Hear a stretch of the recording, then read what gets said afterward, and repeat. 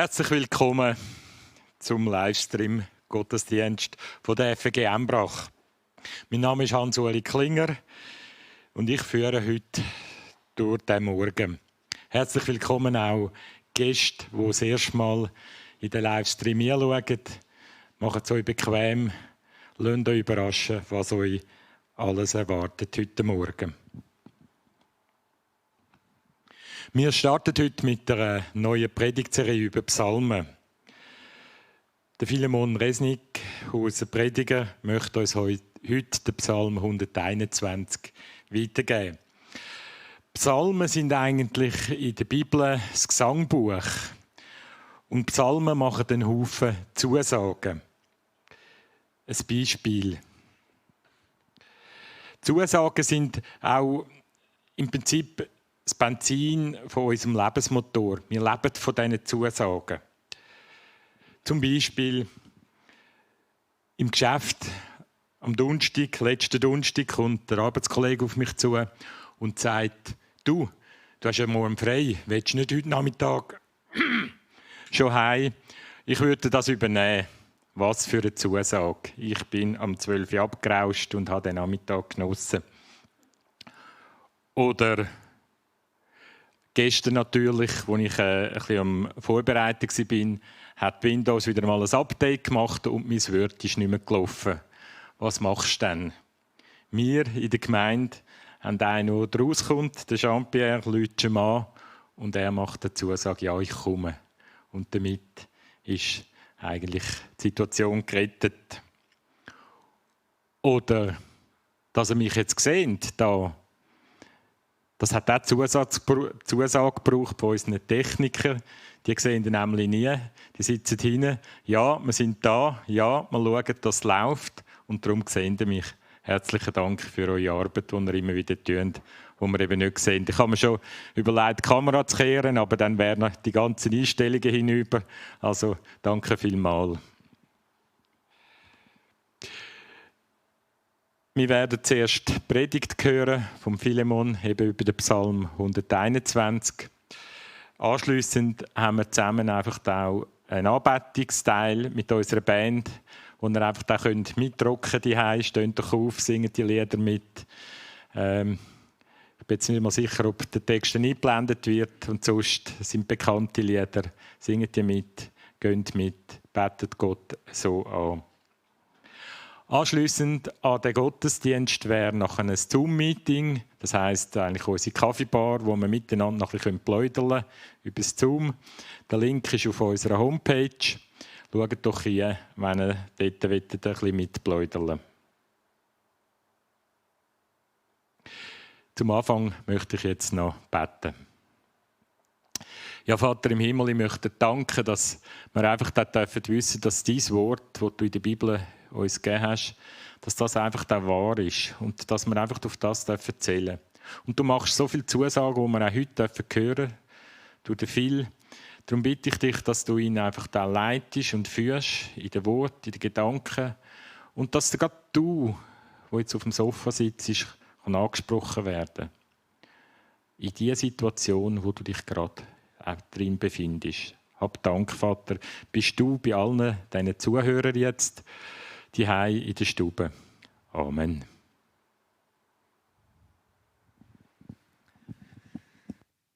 Guten Morgen auch von meiner Seite.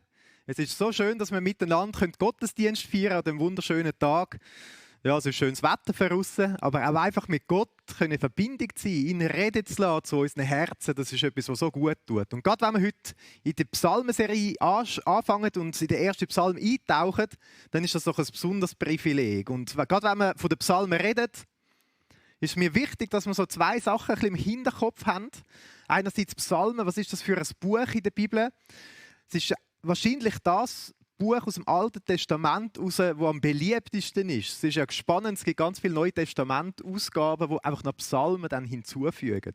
Ganz viele Menschen haben Psalmen entdeckt als ein Buch, das persönlich zu ihrem Leben redet oder wo sie selber ihre Worte können wie finden drin. Und Psalmen, das ist wirklich ein ganz wertvoller Schatz, den wir hier haben. Es ist ein Buch von Liedern, von Gebet, Poesie, Gedicht, mitten drin da im Alten Testament. Es gibt 150 Psalmen. Die meisten sind von David geschrieben worden. Dann gibt es eine grosse Gruppe auch von Leuten, wo man nicht weiss, wer das sie geschrieben hat. Ein Psalm ist von einem Schweizer geschrieben worden, nämlich der von heute, der Psalm 121. Ich komme dann noch dazu, wieso. Der Salomo hat einen Psalm zwei Psalmen geschrieben, der Mose hat einen Psalm geschrieben, verschiedene andere. Und es ist spannend, die Sammlung erstreckt sich über ganz viele verschiedene Zeiten, verschiedene Orte auch, verschiedene Situationen. Es ist eine Sammlung von Gebeten, die aus der Tiefe vom Herz herauskommen, wo Leute direkt mit Gott das Gespräch gesucht haben, mit ihm in Kontakt treten wurden, mit ihm in Kontakt gekommen sind. Und es ist eine Sammlung, die man zusammengestellt hat, um auch miteinander zu beten, um sie miteinander zu singen, um sie zu eigenen Worten zu machen. Es ist noch wichtig auch zu wissen, wenn man jetzt in Psalm 121 dann eintaucht, Psalmen sind nicht in dem Sinn ein Lehrtext, so wie der Paulus zum Beispiel seine Briefe geschrieben hat, um wirklich theologische Sachen zu erklären.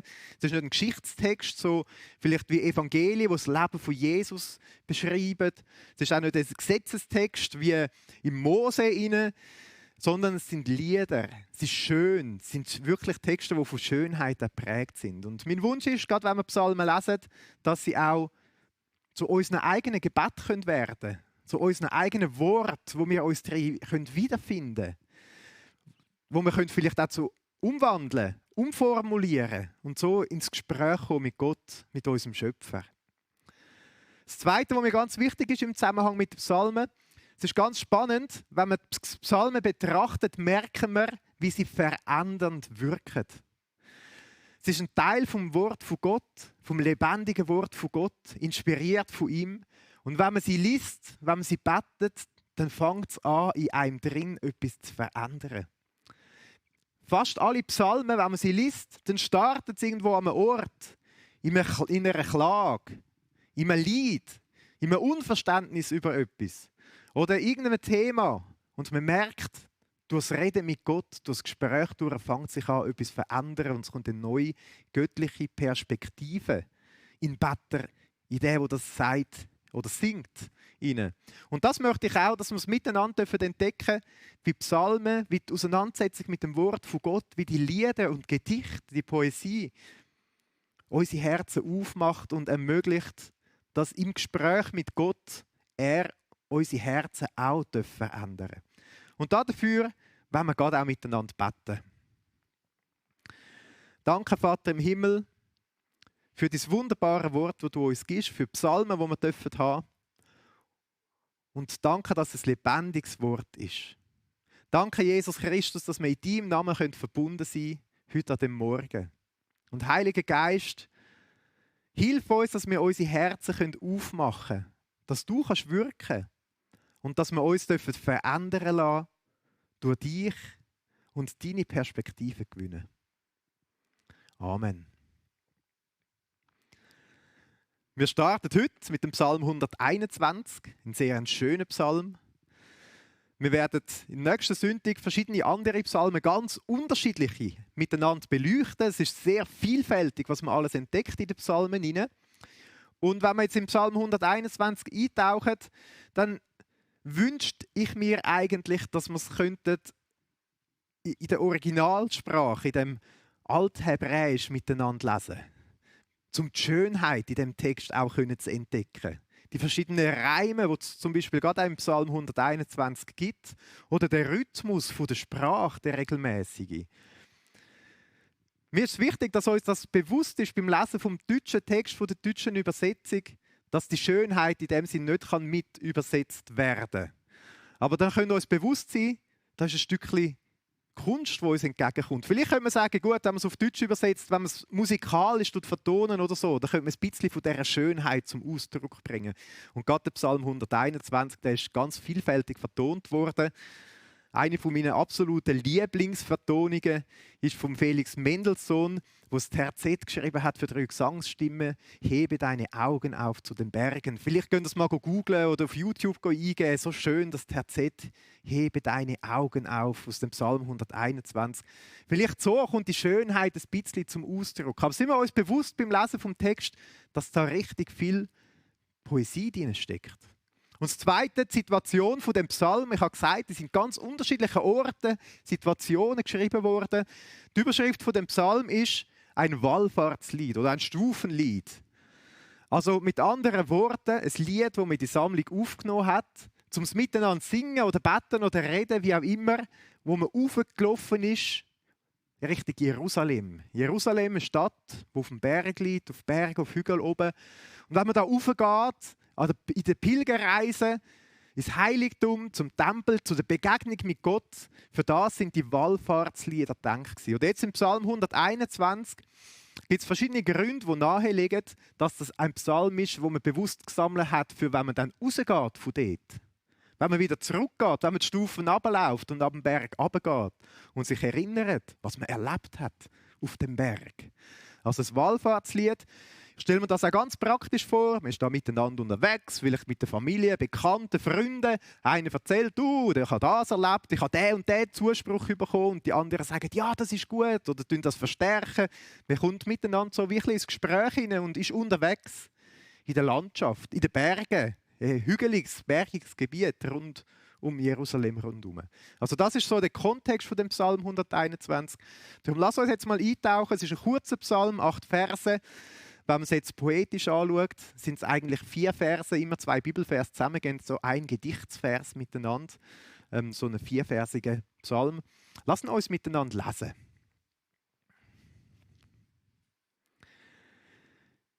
Ich hebe meine Augen auf zu den Bergen.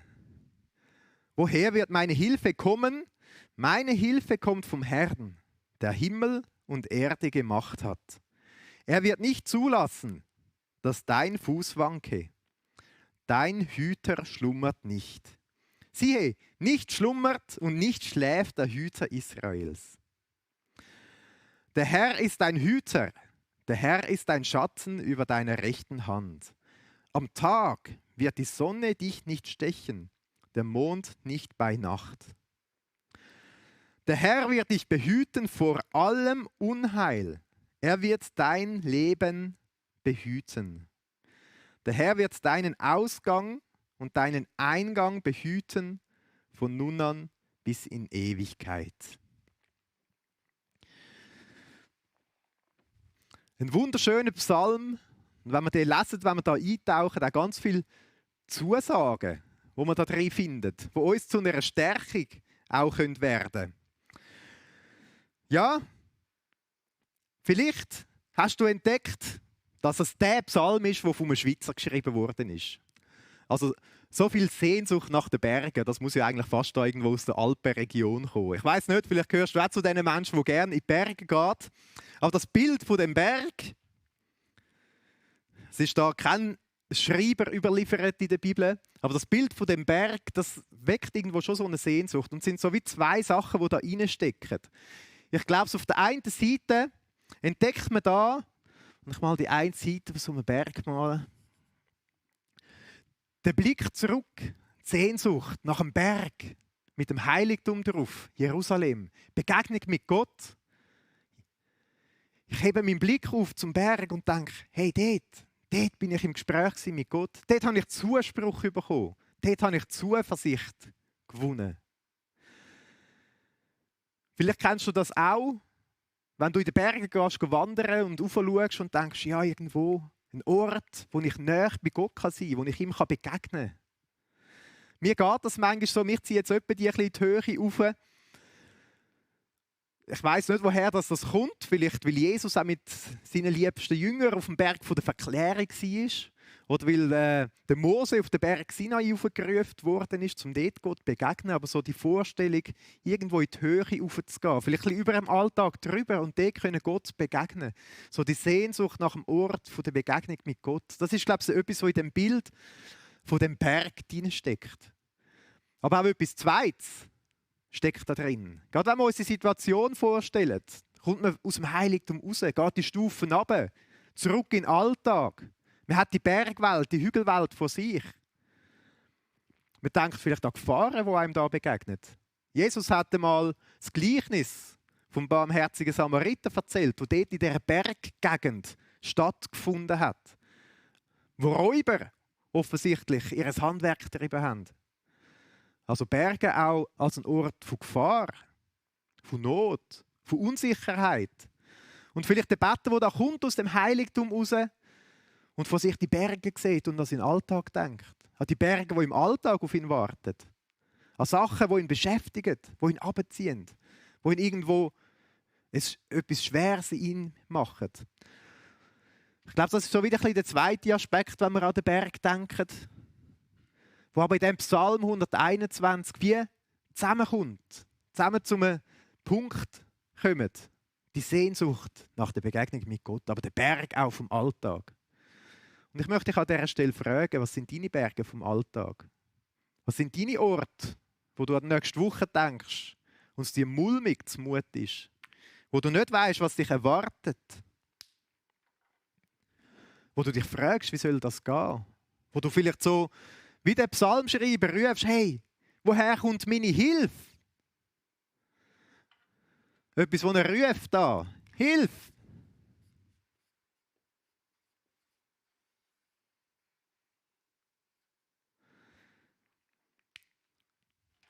Vielleicht ist es wichtig, dass wir uns bewusst sind, hey, wenn mich etwas erwartet, wo mir schwerfällt. Jetzt vielleicht auch gerade im Zusammenhang mit dieser ganzen Krise.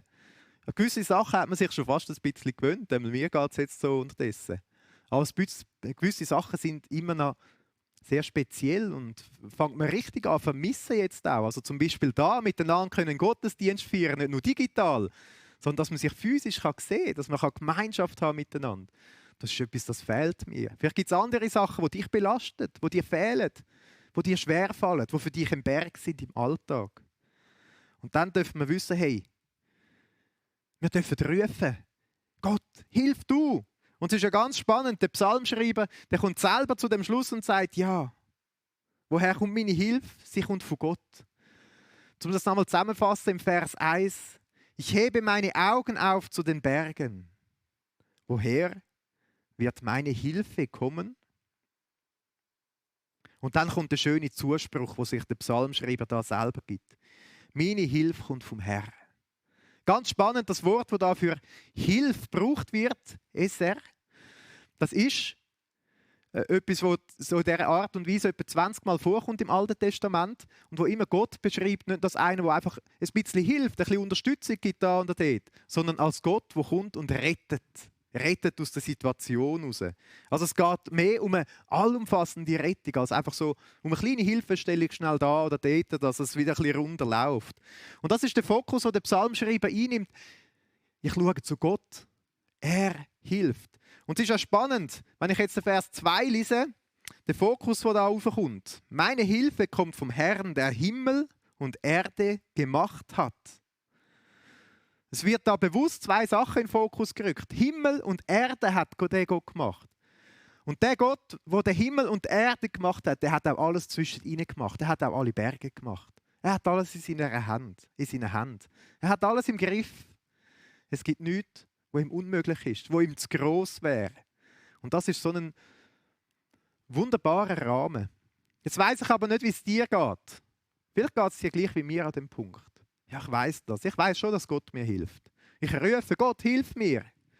Ich weiss, dass Gott alles in seiner Hand hat. Aber manchmal kommt es nicht so recht an im Herz. Manchmal frage ich mich ja, wie sieht das denn im Alltag aus? Der Montag kommt ja trotzdem. Was soll jetzt das Ganze? Und ich merke, wenn ich wie am Berg stehe und nicht weiss, wie ich weitergehen soll, wenn ich vorwärts gehen mit dem Ganzen.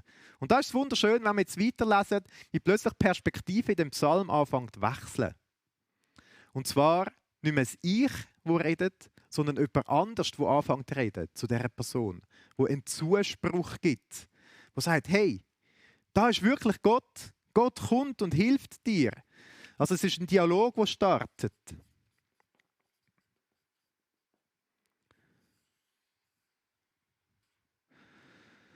Gott hilft. Und ich glaube, manchmal brauchen wir das wirklich, dass jemand kommt und uns das zuspricht. Das, was wir im Kopf eigentlich wissen. Dass wir es aus einem anderen Maul hören und dass es so in unser Herz gehen kann.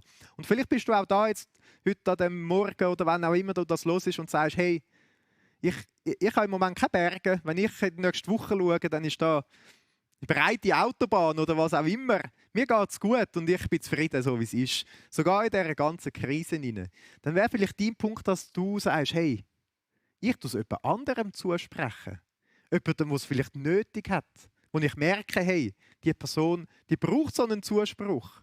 Vielleicht ist es auch, dass du sagst, gut, ich tue bewusst jemandem anrufen oder jemandem in meinem Haushalt sagen, hey, Gott ist doch da. Gott hilft. Gott ist für dich. Ihm ist kein Berg zu gross, er ist ja sogar der Schöpfer vom Himmel und von der Erde. Dann nimm einfach diesen Punkt mit und sag, ich will es jemandem zusprechen. Ich will der sein, der den Zuspruch weitergibt. Und der Zuspruch geht ja dann weiter. Es geht dann darum, dass es nicht einfach nur Gott ist, der alles gemacht hat, sondern der Zusprechen, der tut wie zwei Bilder dazu nehmen. Das erste Bild ist das von einem Gott, der nicht schläft. Vielleicht kommt das dir ein bisschen komisch vor. Im damaligen Umfeld hat es ganz verschiedene Religionen gegeben und bei diesen Göttern hat man wie normal gedacht, dass sie schlafen. Ein Beispiel, das uns in der Bibel überliefert ist, beim Elia, wo er mit den Baalspriestern zu tun hat, wo den Baalgötz angebetet und verehrt haben. Da sagt er ihnen, hey, wenn ihr mit denen reden kommunizieren, müsst ihr vielleicht ein bisschen lauter schreien. Vielleicht sind sie gerade am Schlafen. Vielleicht ist der Baal gerade am Schlafen und tatsächlich haben die Priester nachher lauter geschrauen. Also im damaligen Umfeld hat man durchaus damit gerechnet, dass Götter schlafen können. Und dann kommt da der Psalmschreiber und sagt, dein Gott schlaft nicht. Er ist Tag und Nacht da, bereit. Er ist ein Gott, der wach ist. Ein Gott, der dich behütet. Und das Wort, das da reinkommt, er ist der Hüter. Er tut dich behüten. Das wird einfach so ein bisschen als Banner über das Ganze drüber sehen.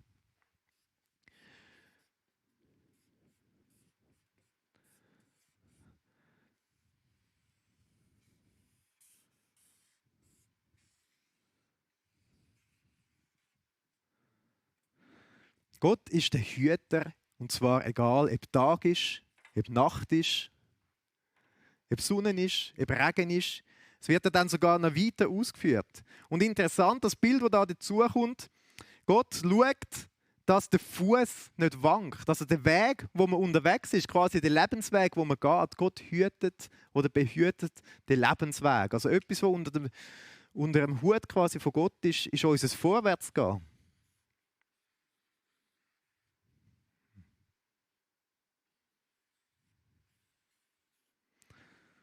Das sollten zwei Füße darstellen, die hier am Laufen sind. Auf dem Lebensweg. Das ist das zweite Bild. Gott ist der Hüter, er schläft nicht und er schaut als zweites, dass auf dem Lebensweg nichts passiert.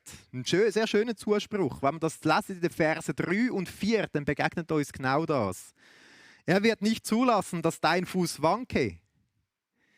Dein Hüter schlummert nicht. Siehe, nicht schlummert und nicht schläft der Hüter Israels. Aber da kommt noch etwas Neues dazu. Neben dem Fuß kommt dann noch die Hand mit ins Spiel. Also Gott tut nicht nur über den Lebensweg, über den Vorwärtsgehen achten, sondern auch über das Leben an sich. Über dem, was man macht mit der Hand, über dem Handeln, über die Taten, über den Beruf zum Beispiel, über die Arbeit, über dem Alltäglichen. Und es ist ein spannendes Bild, das da gebraucht wird. Gott tut wie einen Schatten schicken über die Hand. Und jetzt können wir uns fragen, was ist mit dem Schatten gemeint? Es wird nachher noch ein bisschen ausgeführt, dass die Sonne beim Tag nicht sticht und der Mond nicht in der Nacht. Ich meine, vielleicht gehörst du eher ein bisschen zu den sonnenhungrigen Leuten, die gerne ein bisschen in die Sonne geht und dort Energie tankt und Kraft und Wärme. Aber da im Nahen Orient ist es genau das Gegenteil. Wenn man dort zu lange in der Sonne ist, fängt man an auszutrocknen, verdorren. Man wird schlapp. Man sollte gescheiter mal ein Siesta machen im Schatten. Und genau das Bild ist, was gebraucht wird. Gott ist wie ein Schatten über deiner Hand, wo macht, dass Lebensenergie überhaupt kommt. Dass die erfrischende Kühle, die es braucht in der Hitze, dass die möglich ist. Dass Tatkraft bleibt. Und auch Gefahren, die in der Nacht leuchten oder können kommen, auch über denen tut Gott seine schützende Hand drüber heben. Es ist ja ganz spannend, die Form, die da in der Poesie gebraucht wird. Ein Merismus, sagt man dem. In der Nacht und am Tag. Und auch alles, was dazwischen ist, tut Gott behüten. Die Form ist uns ja schon mal begegnet, wo es darum gegangen ist, Gott ist der Schöpfer über Himmel und Erde. und auch über jedem Berg, der zwischen ihnen ist. Und das dürfen wir wissen, das ist ein Zuspruch. Gott ist der Hüter über dem Lebensweg und über der Hand. Vers 5 und 6 will ich dann einmal lesen an dieser Stelle. Der Herr ist dein Hüter, der Herr ist dein Schatten über deiner rechten Hand. Am Tag wird die Sonne dich nicht stechen, der Mond nicht bei Nacht. Und dann im Vers 7, lese ich gerade weiter, der Herr wird dich behüten vor allem Unheil, er wird dein Leben oder deine Seele behüten. Und ich muss euch ehrlich sagen, ich weiss nicht, wie es dir geht, wenn du das liest. Mir wird es jetzt langsam ein bisschen gar extrem. Das heisst, er wird dich behüten vor allem Übel. Dann muss ich jetzt sagen, ja, das sind schöne Zusagen, da kann man sich das schon sagen. Aber in der Wirklichkeit sieht es nicht ein bisschen anders aus. Ich meine, vor allem Unheil. Das Unheil breitet sich ja eigentlich eher ungehindert aus auf dieser Welt, in unserem Umfeld. Ich meine, nur gerade, wenn man jetzt an den Virus denkt, der die Runde macht, das ist nicht so, dass der Halt macht. Auch nicht irgendwie zum Beispiel von den Christen oder so, dass man könnte sagen, ja, Christen tut Gott schon vor allem Unheil bewahren. Man muss sagen, hey, wieso heisst das da? Vor allem Übel ist er der Hüter, tut er bewahren. Gott wird dich behüten vor allem Unheil. Ich glaube, es ist wichtig, dass wir da mal ein bisschen graben. Es ist das einfach ein schöner Spruch, den man da liest. Aber in Wirklichkeit spielt es sich ganz anders ab. Vielleicht kennst du ja auch Unheil, das dir widerfahren ist in deinem Leben und du denkst, hey, aber Psalm 121, hallo? Das passt irgendwie nicht. Das stimmt doch nicht, das geht doch nicht. Und wir können das jetzt relativ einfach auflösen. Die Zeitform, die da steht im Hebräischen, die können wir auch einfach so mit einer Möglichkeit übersetzen oder so mit einem Wunsch. Es gibt verschiedene Bibelübersetzungen, die das da auch wählen. Wenn du am Mitlesen bist, hast du vielleicht die Lutherbibel oder eine andere. Dort heisst, der Herr behüte dich vor allem Übel. So wie eine Wunschform oder so wie ein Segensspruch, den man kennt. Vielleicht aus einem bekannten Segensspruch. Der Herr behüte dich und beschütze dich. Der Herr lasse sein Angesicht leuchten über dir und sei dir gnädig. Es gibt so verschiedene Segenssprüche, Zusprüche, vielleicht ähnlich wie so ein priesterlicher Segen, wo man mitbekommt auf den Weg, wenn man rausgeht aus dem Heiligtum. Aber es ist da mehr als so ein Zuspruch. Man kann es auch 1:1 übersetzen. Der Herr wird dich vor allem Unheil behüten. Er wird dich. Und es gibt ja auch andere Psalmen zum Beispiel oder so Zusagen, die genau in die Richtung gehen. In den letzten Tagen, in den letzten Wochen ist relativ häufig aus dem Psalm 91 zitiert worden.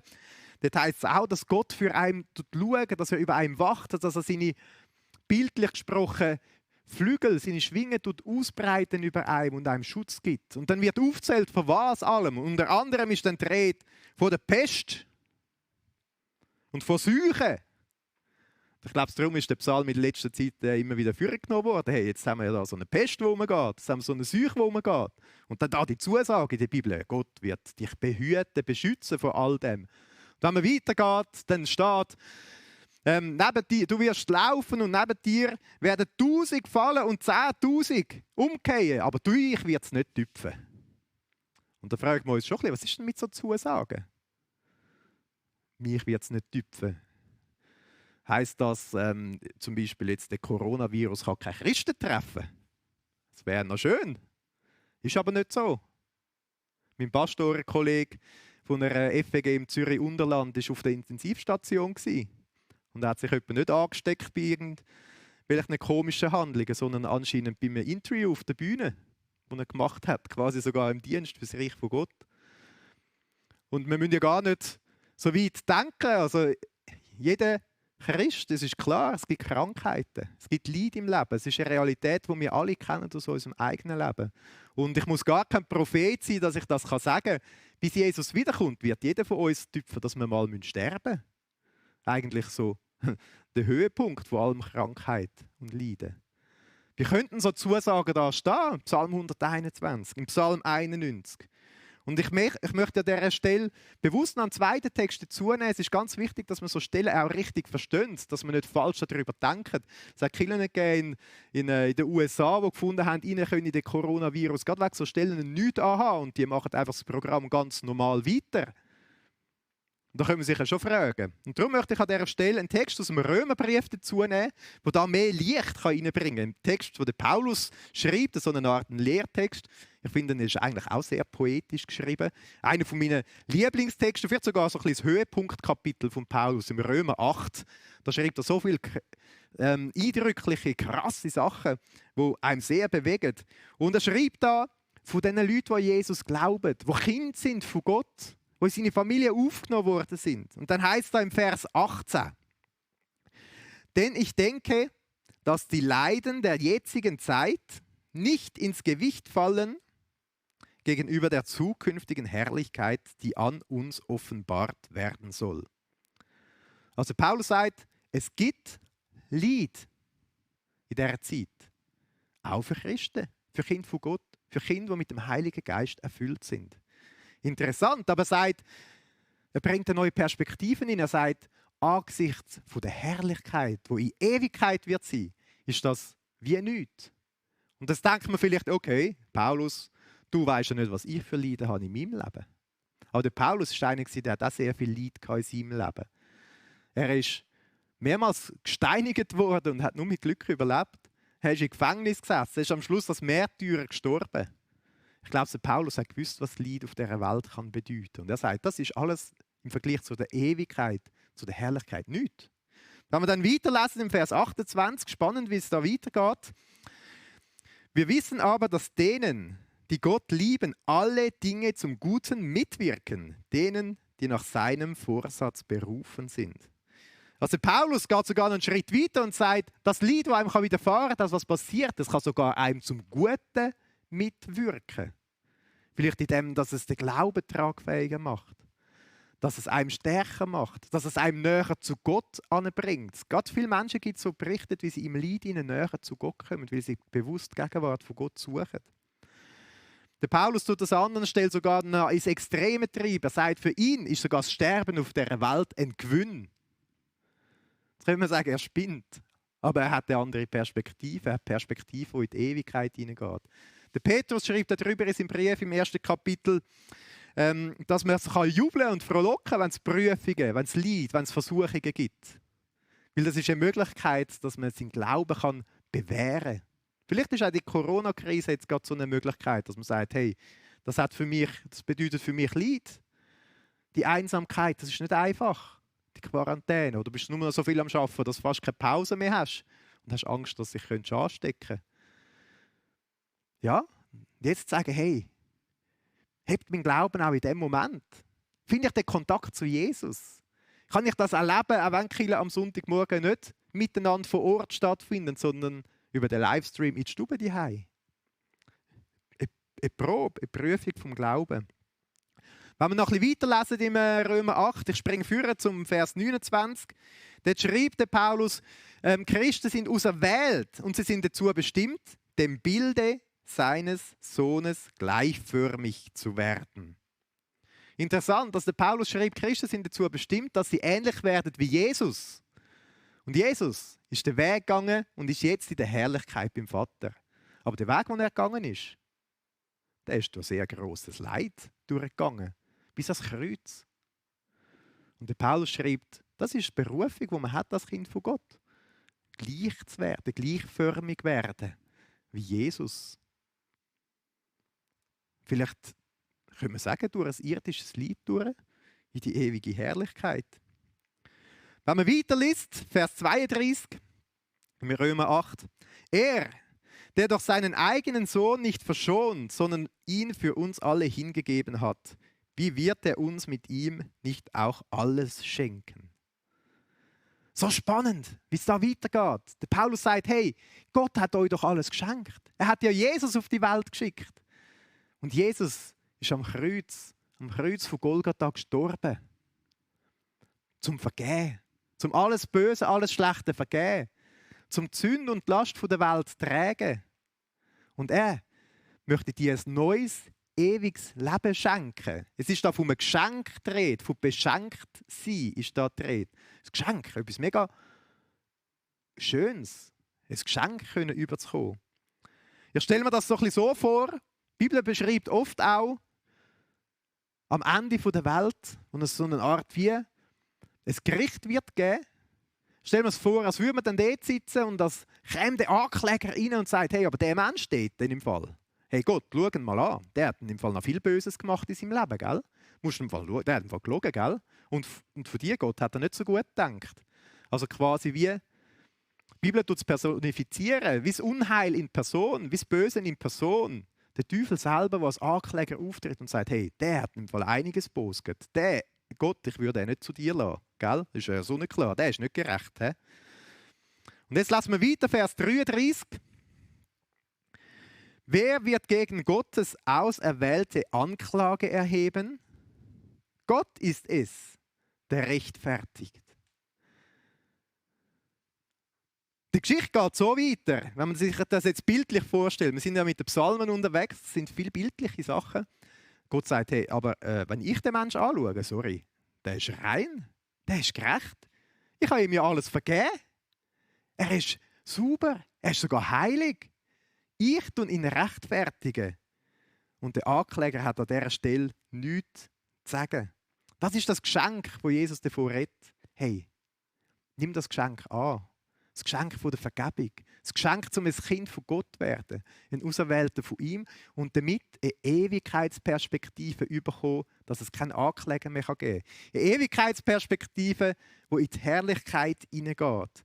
Es ist so krass, die Steigerung, die wir da entdecken in dem Text, die Veränderung im Römer 8, ähnlich wie der Psalm. Ich lese noch die letzten Verse aus dem Römer 8, 38 und 39, wo das so richtig schön, für mich fast poetisch auf den Punkt bringen. Lade das mal so richtig auf der Zunge zergehen. Denn ich bin überzeugt, dass weder Tod noch Leben, weder Engel noch Gewalten, weder Gegenwärtiges noch Zukünftiges, noch Mächte, weder Höhe noch Tiefe, noch irgendein anderes Geschöpf uns wird scheiden können von der Liebe Gottes, die in Christus Jesus ist, unserem Herrn. Das ist der Kernpunkt von diesen Aussagen da im Römer 8. So der Höhepunkt. Und das ist das, was meine Seele auch tief durchatmen lässt. Wo so klar macht, hey, es gibt ein Leben, aber es gibt auch ein Sterben.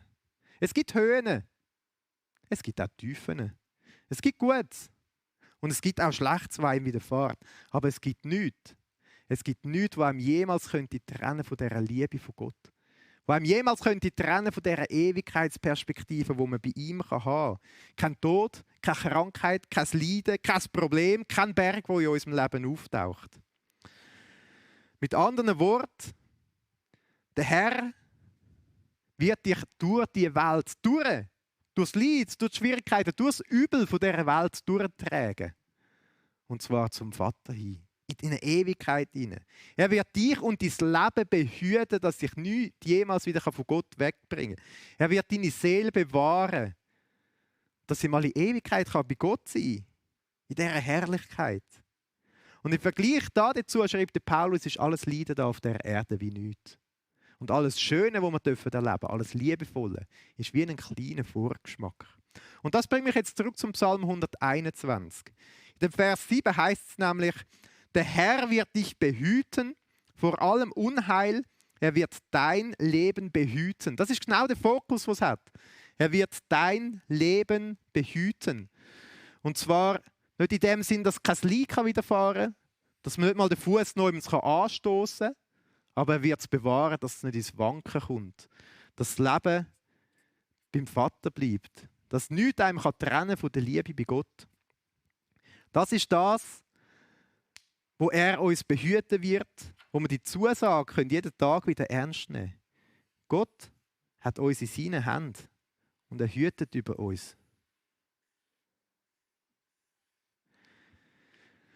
Es ist interessant, wie der Psalmschreiber da sagt, er wird vor allem Unheil bewahren. Dein Leben, die Perspektive vom Leben, und zwar nicht vom Leben, das mit dem Sterben mal auf dieser Welt zu Ende geht, sondern wo in die Ewigkeit hineingeht. Und es ist im Vers 8 ja auch die Ewigkeitsperspektive, die reinkommt. Vers 8, der Herr wird deinen Ausgang und deinen Eingang behüten von nun an bis in Ewigkeit. Also die Ewigkeitsperspektive, die man da in dem Psalm findet,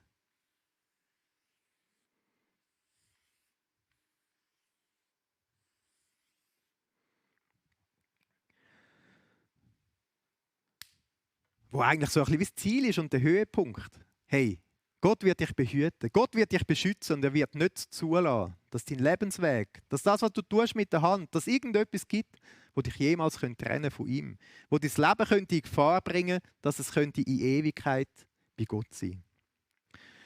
Ich möchte dich zum Schluss kommen und dich fragen, was ist der Punkt, den du mitnehmen willst an dieser Stelle?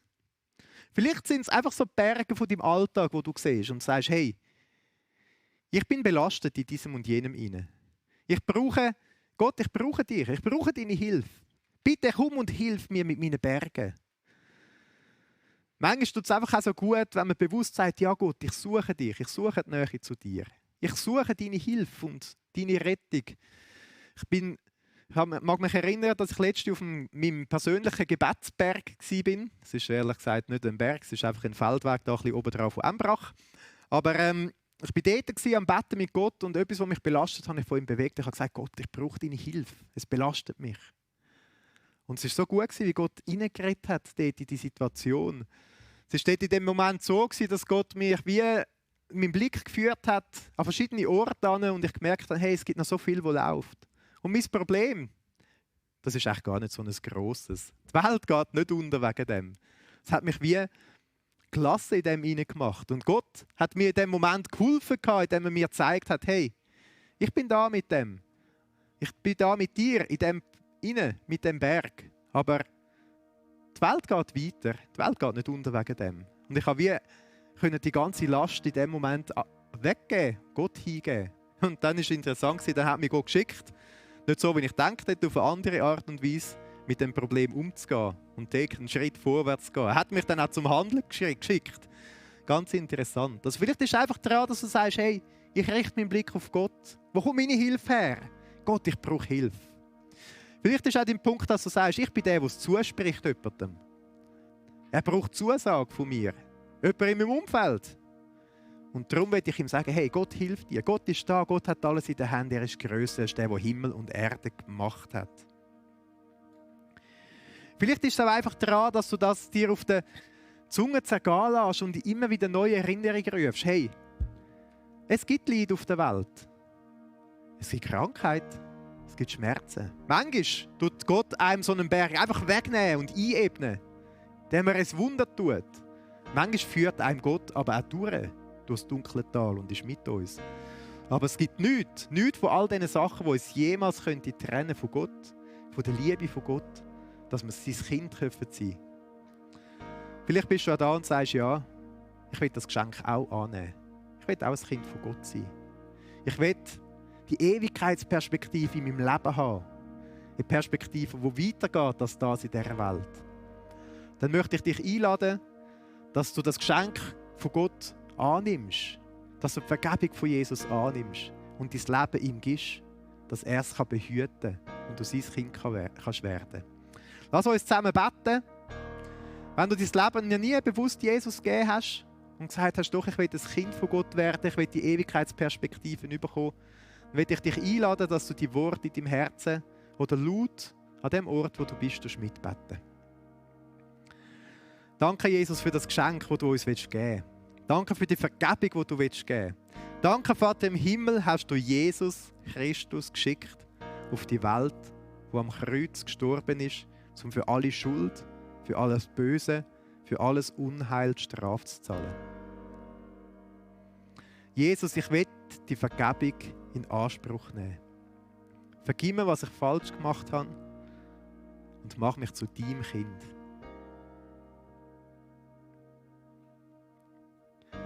Danke, Vater im Himmel, für das neue, ewige Leben, das du mir schenken willst und die Perspektive, die in die Ewigkeit hineingeht. Amen. Vielleicht ist es auch einfach daran, dass du sagst, hey, ich will bewusst mit Gott ins Gespräch kommen und sagen, ja, ich will die Ewigkeitsperspektive in meinem Alltag beibehalten. Lass uns zusammen Gott dafür bitten, dass er uns immer wieder diese Perspektive schenken kann. Dass wenn wir auf den Berg schauen, dass wir nicht unser Problem sehen, sondern ihn.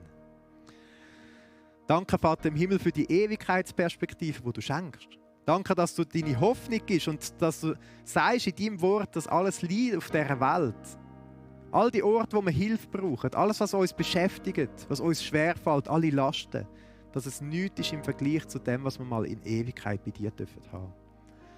Danke, Vater im Himmel, gibt es nichts, absolut nichts, was uns jemals trennen kann von deiner Liebe, von der Beziehung zu dir. Danke, Vater im Himmel, dürfen wir deine Kinder sein. Und behütest du uns, indem dass du manchmal ein Wunder tust und einfach den ganzen Berg einebnest, oder indem dass du uns an der Hand nimmst und uns das dunkle Tal durchführst. Und dass du aufpasst, dass unser Fuß nicht ins Wanken kommt und dass unsere Hand Schatten hat. Amen. Psalmen sind Worte, wo man beten kann, wo man singen kann. Es tut so gut, wenn wir miteinander einfach einen Text singen und eintauchen. Vielleicht ist es daran, dass du auch den Psalm 121 2-3 Mal für dich durchliest und dich verändern lässt in den nächsten Tagen. Aber ich will dich auch ermutigen, lass uns auch mit einstimmen in unsere Psalmen, die wir haben, in unsere Lobgesänge, die wir haben. Und für das möchte ich weitergeben an unsere Band.